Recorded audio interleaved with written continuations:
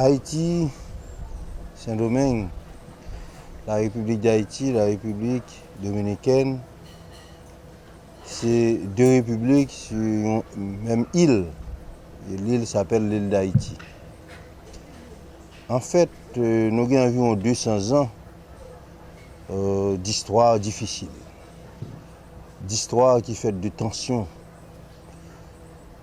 D'histoire qui fait même de confrontation. Et malheureusement, l'approche de la Dominicanie, c'est toujours une approche de vengeance. C'est toujours une approche de revanche. Et je dis en 2015, je dis la relation avec la République dominicaine, c'est une relation qui tissée de conflits et qui tissée de confrontation verbale, alors que c'est deux républiques que l'on veuille ou non, sont condamnées pour vivre ensemble, pour toutes sortes de raisons. Cependant, la République dominicaine oubliait qu'il y a 2015. Nous sommes au XXIe siècle. Le sens de l'histoire, ce n'est pas la guerre. Le sens de l'histoire, ce n'est pas la confrontation. Le sens de l'histoire, c'est la coopération. Le sens de l'histoire entre ces deux pays doit être l'harmonie. L'harmonie entre deux peuples, des relations économiques fortes entre deux peuples, des relations culturelles fortes entre deux peuples. Et ça qui est capable de conduire nous à toute question, c'est une relecture de l'histoire. Chez notre voisin en République dominicaine, il y a une très mauvaise lecture de la situation qui prévalait sous la présidence de Boyer. Boyer n'avait pas cultivé en quelque sorte une sorte d'attitude raciste envers la Dominicanie. Ce n'était pas du tout le cas.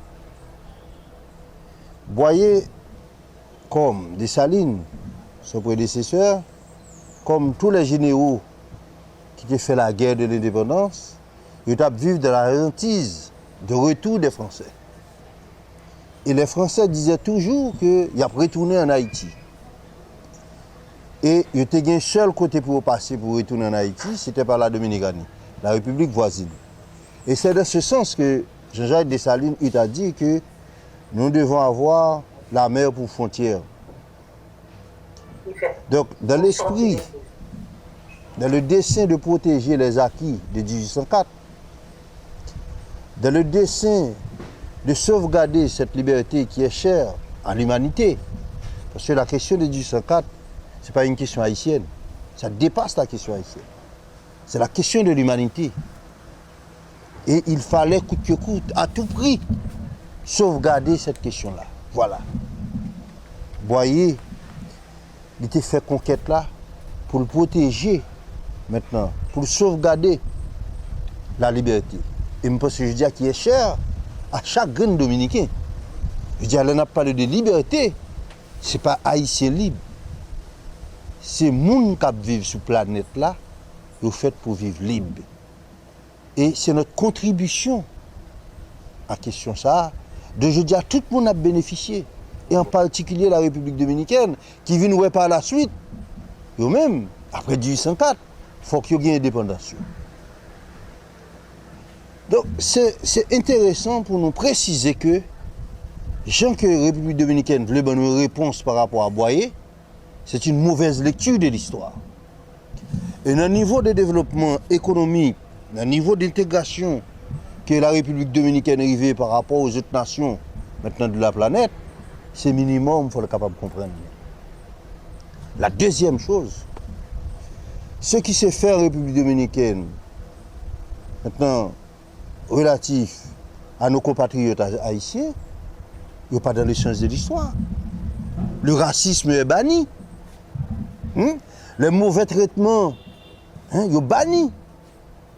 Vouloir transformer maintenant des Haïtiens en esclaves, c'est inacceptable au XXIe siècle.